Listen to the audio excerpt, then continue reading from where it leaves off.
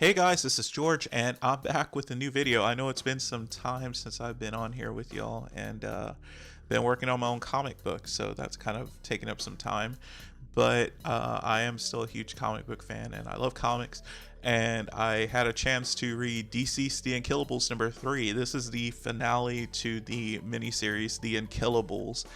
And so I really enjoyed it, but we'll go ahead and go into a little more detail about it. So I think sometimes, like with The Unkillables, sometimes you get exactly what you expect from a comic, and I don't necessarily think that's a bad thing. But DCeased Unkillables #3, it actually gave me exactly what I expected out of it and a lot more. And DCeased Unkillables is from writer Tom Taylor with illustrators Carl Mostert and Trevor Scott. And if you haven't read this series, if you haven't read any of the DCeased series, well, there's going to be some spoilers that follow. So if you don't want to be spoiled, well, come back later and watch it later. So based on my other videos, if you haven't kind of guessed this, I'm kind of a sucker for like the whole zombie apocalypse genre, and it's kind of my thing. With that being said, being a fan of those things, well, there's kind of certain tropes. When you see a lot of these movies, you can become pretty familiar with them, and usually things fall apart at the very end.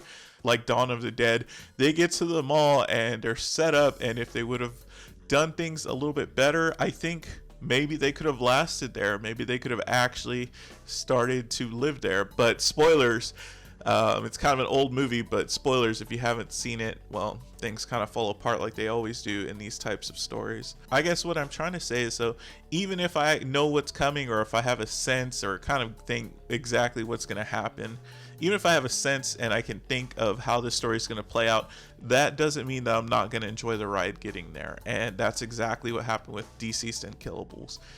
It was predictable, but it was a very enjoyable ride, and I liked it a lot. So in recap, this literal group of ragtag heroes, anti-heroes, and outright former villains make their mad dash for any safe harbor they can find in this world that's been overrun by the infected. These infected are like kind of special infected. They're infected with something called the anti-life equation, and they can basically seek out life, and their goal is to end all life. And so at this point in the story, so what's interesting about The Unkillables is it kind of takes place before and then after the events of the original series DCeased. So at this point in the story, Wonder Woman has been turned into an infected, and the majority of the heroes on Earth have escaped. They've left Earth. So there really isn't that much hope. There's like one safe sanctuary that they can really think of, and that is Poison Ivy's haven in Gotham. She's used the green to protect humanity, but I'm honestly not sure how much longer that's going to last, just because of the events of what happened at the end of DCeased, where Superman absorbed all of the energy of the sun.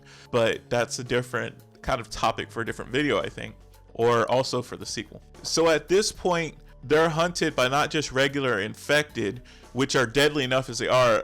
They're literally being tracked by Wonder Woman, any of the heroes and villains who have been turned.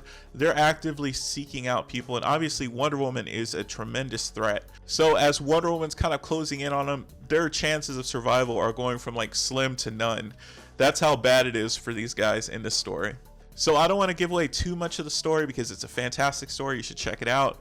But this story is definitely action-packed from start to finish.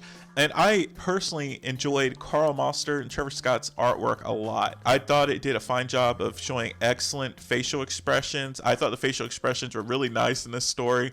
There was a lot of gory detail too, which really added to the experience of the story, I thought. I thought there was a really nice battle sequence between Wonder Woman and the various characters who are still left, that I found myself really gripped to every page, kind of analyzing every detail of that gritty battle. And I thought it was a really nice battle sequence. But like I said, there aren't that many surprises here, even though there is one kind of nice surprise towards the end that I liked, which I'm not going to give away here. But what we get here in this finale from Tom Taylor is a last stand story. With most of the characters who are still left, and it's genuinely enthralling, and I think that's thanks to Taylor's giving the story a lot of really nice character interactions. Call me crazy, but along with Last Stands, I'm also a real sucker for redemptive stories where we get to see the villains in a very different light. And I tend to like sympathetic villains, and while most of the villains in this story and the ones who have even made it this far have actually done some pretty horrible things in their past. We're talking about like their comic book past. You know, in this story, when they're protecting kids, they go all out, and they really got it where it counts. And it was nice to actually see them in such a different light here. For example, I absolutely loved the Creeper in this story, but you know, to be honest, he's a character I'm not really that familiar with. He's been off my radar for a really long time. I know who he is, but I haven't really read very many of his stories or know too much about him. And you know, I honestly don't even know if he's actually a hero, anti-hero, or a villain. But in this story, it doesn't really matter. He's just a really cool, playful character. In this story, the Creeper, he has some really funny moments and really endearing moments, I thought. And I can honestly say that after seeing his potential realized in this story, well, I honestly want to read more with this character. There was one particularly fun moment where the Creeper comes to the aid of Solomon Grundy, and they kind of bond and they declare themselves tree lobsters. It was a nice moment. I mean, if I wasn't a Terminator with like no emotions, I might actually have shed a tear or two for that kind of endearing moment. And on the topic of Solomon Grundy, he's oftentimes portrayed as kind of a one-note powerhouse villain, and that's about it. But in this story, I thought he was given more personality, more layers, and genuinely he seemed to care about the safety of these children, and he selflessly threw himself into the fray at various times in this story. And then he eventually returns the favor to the Creeper for having his back. We get to see really nice moments with Lady Shiva, Cheetah, and Deathstroke. Each of them are kind of given their own moments to try and make amends for like past misdeeds.